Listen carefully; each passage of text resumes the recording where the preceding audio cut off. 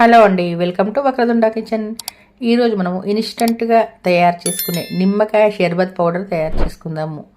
చాలా సింపుల్గా క్షణాల్లో మీరు షర్బత్ తయారు చేసుకోవచ్చండి. ఈ పౌడర్ కనుక చేసి పెట్టుకున్నట్టయితే ఇంటికి ఎవరైనా బంధువులైనా ఫ్రెండ్స్ అయినా వచ్చినప్పుడు క్షణాల్లో షర్బత్ చేసి ఇవ్వచ్చు.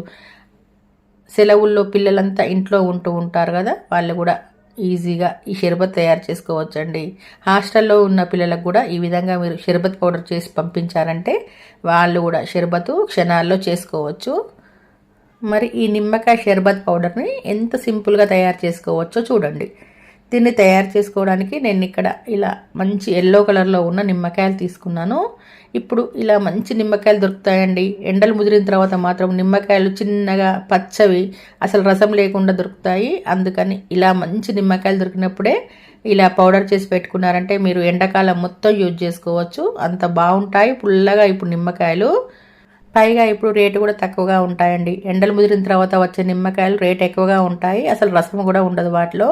అందుకే ఇప్పుడు తయారు చేసి పెట్టుకుంటే ఎండాకాలం మొత్తం యూజ్ చేసుకోవచ్చు. నేను ఇక్కడ ఒక 4 నిమ్మకాయలు తీసుకున్నానండి రసం కోసం. తర్వాత ఇలా కొంచెం వెడల్పుగా ఉన్న ప్లేట్ తీసుకొని పెట్టుకోవాలి. ఈ 4 నిమ్మకాయల్ని లెక్క అనేది ఏమీ లేదండి, ఒక కప్పు కొలతతో నేను చేసి చూపిస్తాను. ఇలా ఒక కప్పు తీసుకున్నాను. కప్ అయినా గ్లాస్ అయినా చిన్న గిన్నె అయినా ఏది ఉన్నా పర్వాలేదు తీసుకోవాలి. తర్వాత ఈ నిమ్మకాయల్ని అడ్డంగా కట్ చేసుకోవాలండి. నిలువుగా మాత్రం కట్ చేసుకోవద్దు, అడ్డంగా కట్ చేసుకుంటేనే మీకు రసం మంచిగా వస్తుంది.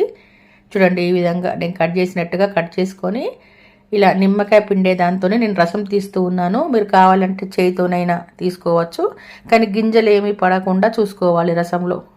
చూడండి, ఈ విధంగా రసం అంతా తీసి పెట్టుకోవాలి. చూడండి, రసం కూడా ఇప్పుడు కాయల్లో ఎక్కువగా వస్తుందండి.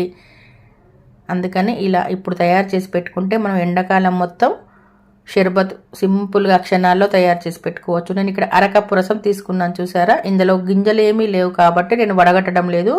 ఒకవేళ మీరు తీసుకున్న రసంలో గింజలు ఉన్నట్టయితే వడగట్టి తీసుకోండి, గింజలు పడకుండా ఉంటుంది. లేకపోతే చేదొస్తుందండి షర్బత్ గింజలు ఉన్నట్టయితే. అరకప్పు నిమ్మరసం తీసుకున్నాం కదా, అరకప్పు నిమ్మరసానికి 5 శర్కర వేసుకోవాలి. అంటే నేను ఇక్కడ అరకప్పు రసం తీసుకున్నాను కాబట్టి 2 కప్పులన్నర శర్కర వేస్తాను. మీరు ఒక గిన్నె తీసుకున్నట్టయితే 5 గిన్నెల శర్కర వేసుకోవాలి. అంటే ఒక గిన్నె రసం తీసుకుంటే 5 గిన్నెల శర్కర వేసుకోవాలి. ఒకటికి 5 వేసుకుంటే మీకు షర్బత్ అనేది కమ్మగా పుల్ల పుల్లగా తీయ తీయగా చాలా బాగుంటుంది. మీకు ఒకవేళ శర్కర ఎక్కువగా వద్దు అనిపిస్తే 4 వేసుకోండి, ఒకటికి 4 కానీ 5 వేసుకుంటే చాలా బాగుంటుందండి. అంటే పుల్ల పుల్లగా తీయ తీయగా షర్బత్ చాలా బాగుంటుంది. ఇలా శర్కర వేసుకున్న తర్వాత ఇలా స్పాచులాతోనైనా